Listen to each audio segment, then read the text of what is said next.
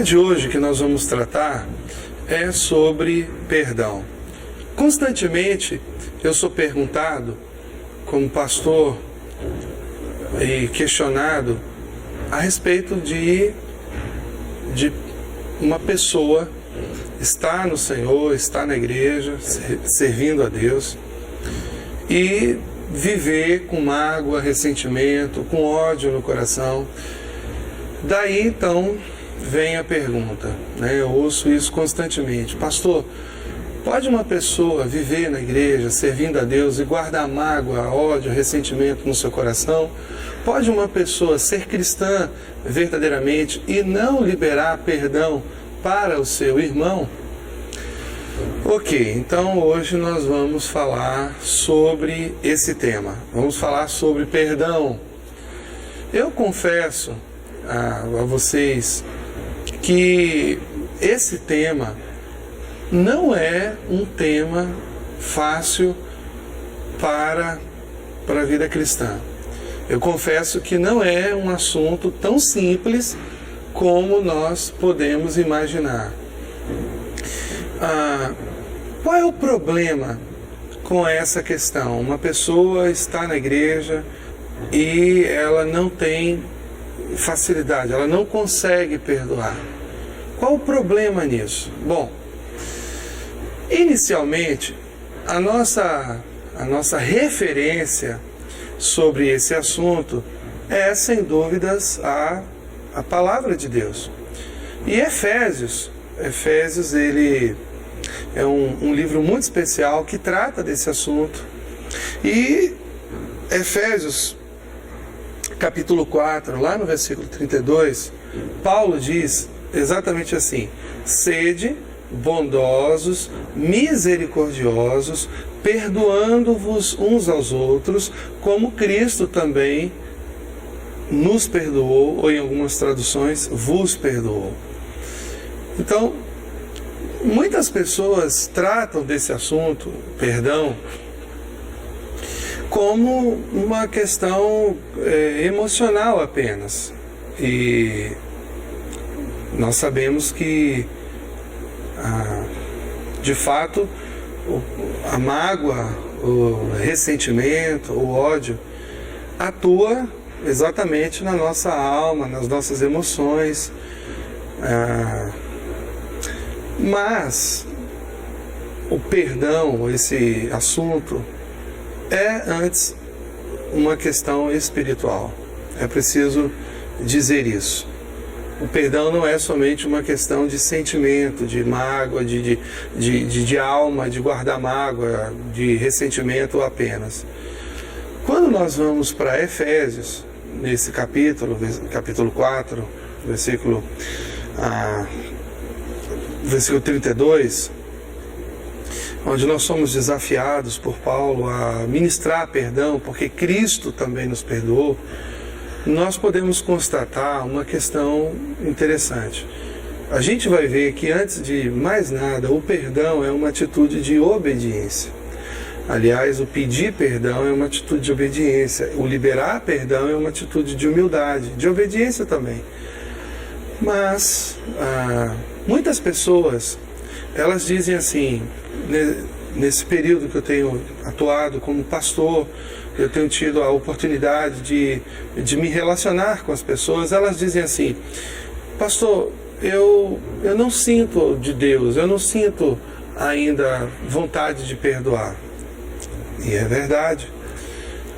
Se nós formos esperar pela nossa vontade para perdoar uma pessoa, nós nunca vamos perdoar, porque a nossa alma está ferida e a nossa vontade foi comprometida.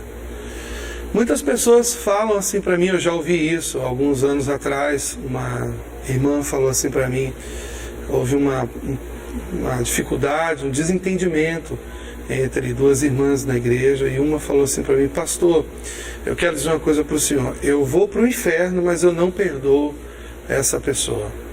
E ela não quis nem falar o nome da pessoa, de tanta mágoa e raiva e ressentimento e ódio que ela estava no seu coração.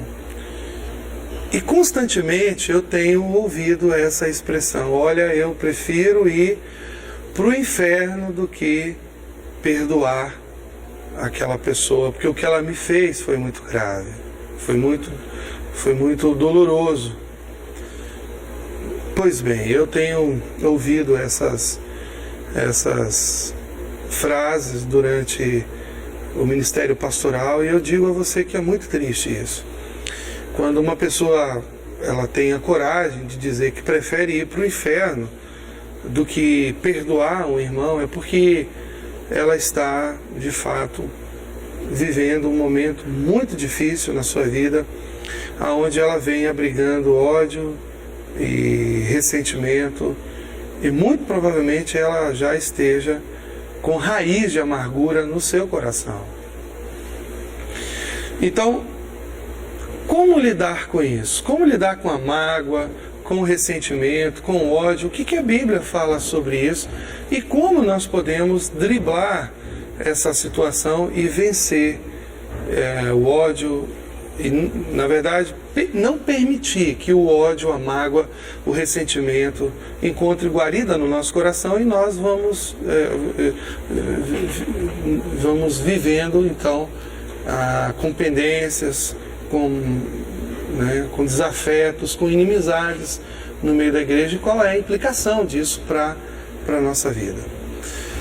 A primeira coisa que a gente pode pensar quando se trata desse assunto é que, pelo fato daquela pessoa ter pecado contra nós, errado contra nós ou nos ferido de alguma maneira, nós temos o direito de guardar mágoa, ressentimento, de cortar o relacionamento, de romper o relacionamento e de viver a vida, né, desprezando aquele irmão, aquela pessoa. E isso é um equívoco muito grande. A Bíblia fala de uma parábola, o Senhor Jesus falando de uma parábola, Pedro pergunta: Senhor, se uma pessoa pecar contra mim, quantas vezes eu devo perdoá-la? Né? E essa história, essa parábola está em Mateus 18. E ele fala assim para Jesus: quantas vezes eu devo perdoar o meu irmão quando ele pecar contra mim? 7 vezes? E ele propõe uma parábola dizendo o seguinte: olha, um rei, ele resolveu acertar contas com os seus súditos, e havia um homem que lhe devia muito dinheiro, e ele então chama esse homem para prestar contas, mas esse homem não tem como pagar, não tem como ajustar contas com ele, não tem como acertar. E o rei então manda vender ele, a sua família toda, seus filhos, tudo que ele tem, para poder tentar reaver uma parte daquela dívida. Era muito dinheiro, era bastante dinheiro, ele não tinha como pagar. E ele diz assim para o rei: Senhor, tenha paciência comigo que eu tudo te pagarei. Claro que ele estava tentando de alguma forma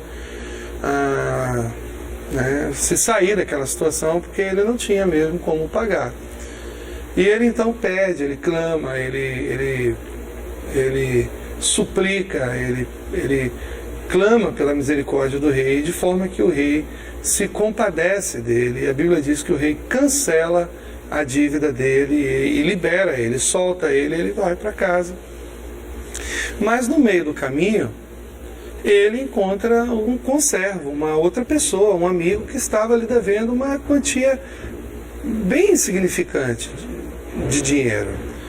E a Bíblia diz que ele agarra esse conservo, e ele diz assim: olha, você me paga o que você me deve. Talvez preocupado, né, do rei, eu não sei o que passou na cabeça dele, a gente pode imaginar um monte de coisa, mas talvez aflito com aquela situação de que o rei estava ali cobrando, embora ele tivesse sido perdoado, ele saiu dali então bastante angustiado. A Bíblia não fala isso, mas eu imagino que ele, né, tenha saído dali profundamente preocupado. E a Bíblia diz então que ele pega esse servo, esse amigo, E ele então agarra ele e diz: olha, me paga o que você me deve. E o servo faz a mesma coisa que ele fez com o rei. O servo diz assim para ele: olha, tenha paciência comigo, eu vou te pagar. Tenha paciência comigo e eu vou pagar tudo o que eu te devo. Mas a Bíblia diz que ele tem uma atitude diferente do rei. Ele não exerce misericórdia, ele não perdoa. E ele então encerra aquele amigo na prisão. E o que acontece depois disso é muito preocupante e é uma aplicação para nós também. A Bíblia diz que os amigos dele, daquele servo que foi encerrado na prisão, vendo toda aquela situação, entristeceram-se e foram ao rei e contaram toda aquela história. E o rei então chama de novo aquele conservo e o rei diz assim para ele: olha, você é um servo mau, você é uma pessoa malvada, perversa, ruim, porque você deveria ter perdoado ao seu conservo da mesma forma que eu te perdoei. E a Bíblia diz que a Bíblia diz que o rei encerra ele na prisão, entrega ele aos verdugos, que são torturadores, e que tinham a função de extrair a verdade por meio de tortura. Mas o mais preocupante disso é o que Jesus fala no final dessa parábola. Ele diz assim: olha, assim vos fará o meu Pai Celestial, se não vos perdoardes ou perdoardes uns aos outros de todo o coração. Ou seja, se você não perdoar o seu irmão, você vai ser entregue aos verdugos. É isso que o Senhor Jesus está dizendo, né? Bom, e o que isso significa? Qual a aplicação prática disso? Primeiro a gente tem que entender uma coisa muito importante. Essa parábola, na verdade, ela é um exemplo, né, do que acontece diariamente conosco, quando a gente aplica essa parábola dentro do contexto da salvação. Então, nós tínhamos uma grande dívida diante de Deus, não podíamos pagar essa dívida de forma alguma, mas Deus, ele se compadeceu de nós, ele resolveu nos perdoar. Não havia nada em nós que pudesse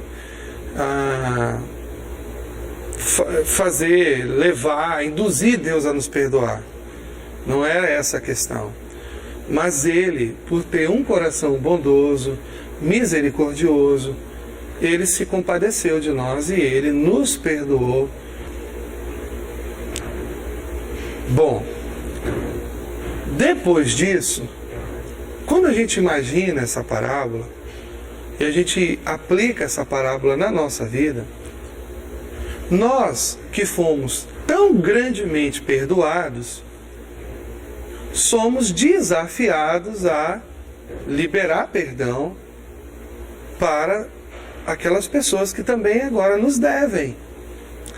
Então, se nós imaginarmos que Deus nos perdoou e nós não tínhamos condições de pagar essa dívida, quando uma pessoa vem e peca e erra contra nós, o que Deus espera de nós é que nós tenhamos a mesma atitude que Ele teve conosco, que nós liberemos o perdão sobre os nossos ofensores. É uma expectativa de Deus, na verdade é um desejo de Deus, Ele espera isso de nós. Por quê? Porque Ele fez isso conosco. Então, veja que essa parábola ela é muito interessante, porque havia uma dívida e o rei, ele liberou aquela pessoa da dívida. O que significa dizer que quando você não libera perdão para o seu irmão, você se coloca novamente debaixo da dívida. É essa verdade, ou essa é uma realidade que a parábola nos apresenta, porque aquele homem tinha sido perdoado, né, cancelado.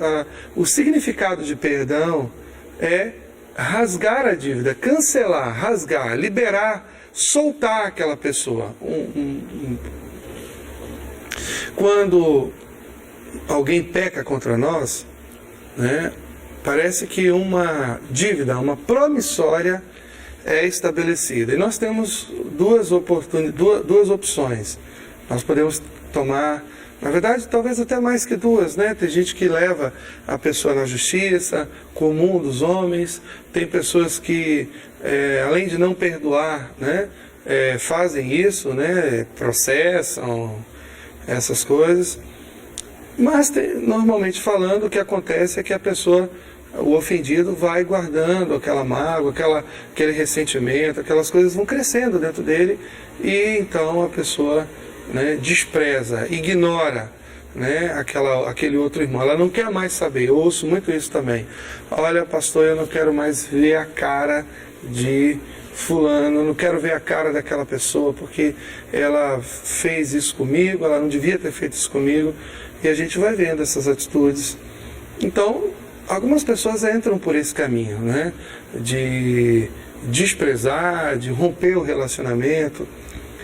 E, na verdade, quando nós fazemos isso, nós também nos colocamos de novo debaixo de uma dívida para com Deus.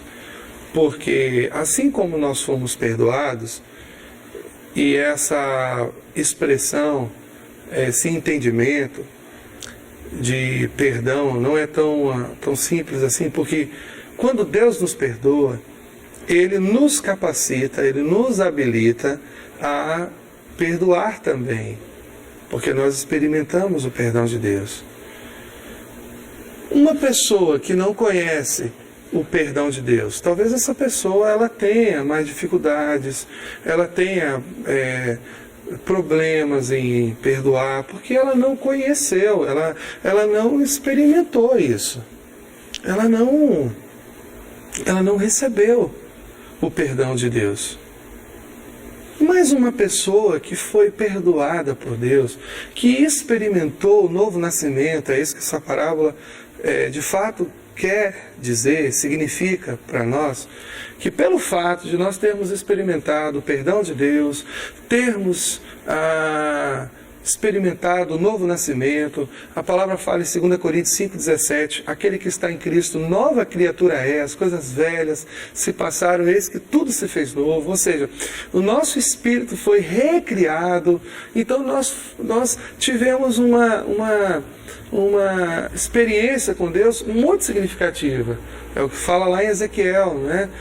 Tirarei o coração de pedra, colocarei o coração de carne, né? Darei a vocês um novo espírito, né? E depois ainda fala, né, do próprio Espírito Santo, da própria presença do Espírito Santo. Além dele nos dar um novo Espírito, fala do nosso Espírito, desse processo de regeneração, de novo nascimento, ele fala, e colocarei o meu Espírito dentro em vós.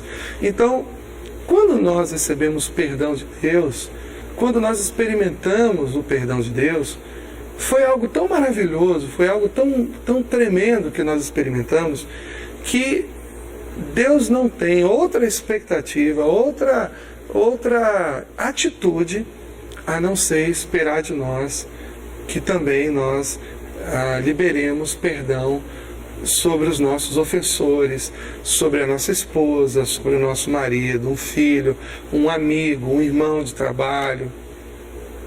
Mas essa não é a realidade que tem acontecido nos dias de hoje. O que tem acontecido hoje? Muitas pessoas, elas estão vivendo na igreja magoadas, feridas, ressentidas, com relacionamentos rompidos, irmãos brigados, irmãos que não aguentam, não suportam olhar no rosto do outro, irmãos que não se cumprimentam, não se falam, não dão a paz, que não tem nenhum tipo de relacionamento, que na verdade se odeiam. E isso é muito perigoso. Por quê?